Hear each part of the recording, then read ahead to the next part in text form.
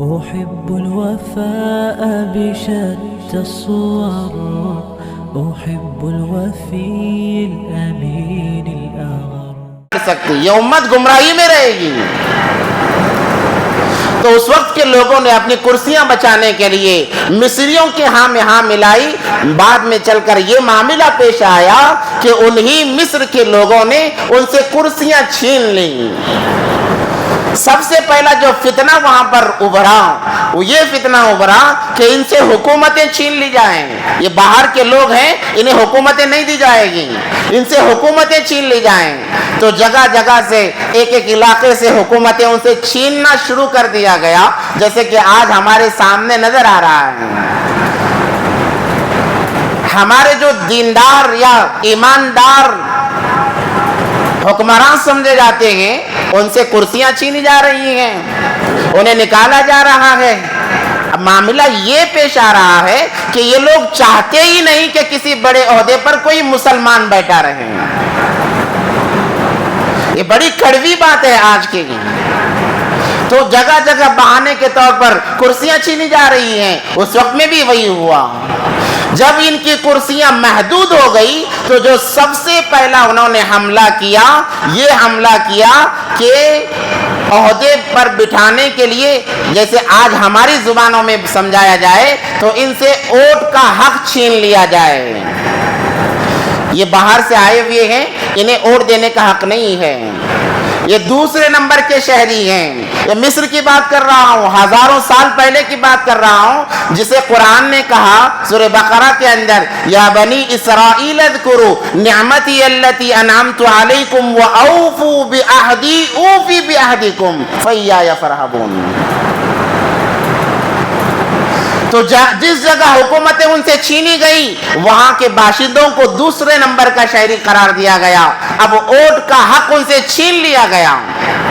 دھیرے دھیرے یہ مصر کے اندر ایسی ہوا تیز ہو گئی کہ ساری حکومتیں جو کنعانیوں کے پاس حضرت یوسف علیہ السلام کے نسل میں خاندان میں جو حکومتیں چلی تھی ان حکومتوں کو چھین لیا گیا. پھر متفقہ طور پر اس وقت کا جو ایک انسان تھا جسے ہم فرعون کے نام سے جانتے ہیں, اسے حاکم تسلیم کر لیا گیا, اسے بادشاہ بنا دیا گیا. یہ سمجھ کر اسے بادشاہ بنایا گیا کہ یہ ہمارا آدمی ہے, وہاں کا باشندہ ہے, تو ہمارے حق میں ہی فیصلہ کرے گا. ظاہر سی بات ہے اس نے ان لوگوں کے فیصلے کا بڑا لحاظ رکھا. جیسے ہی فرعون بادشاہ بنا گئے اس نے اپنے لوگوں کو بڑے بڑے عہدوں پر فائز کر دیا.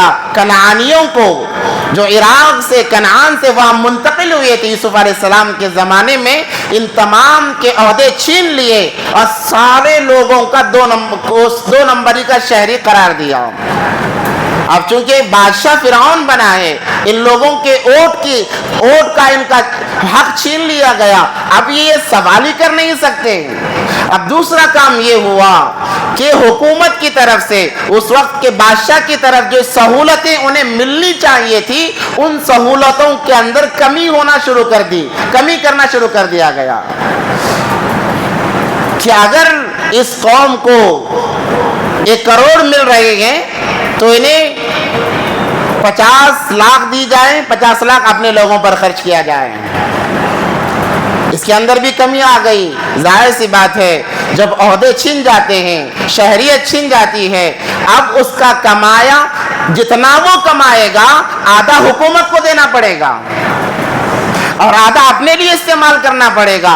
اس میں بھی فلاں بہانے سے بس کل ملا کر پاؤ حصہ اس کے کمائی کا, اگر وہ 1 روپیہ کماتا ہے 4 آنا اس کے گھر کے لیے بچے گا, 12 آنا سارا کا سارا حکومت کے کھاتے میں جمع ہوگا.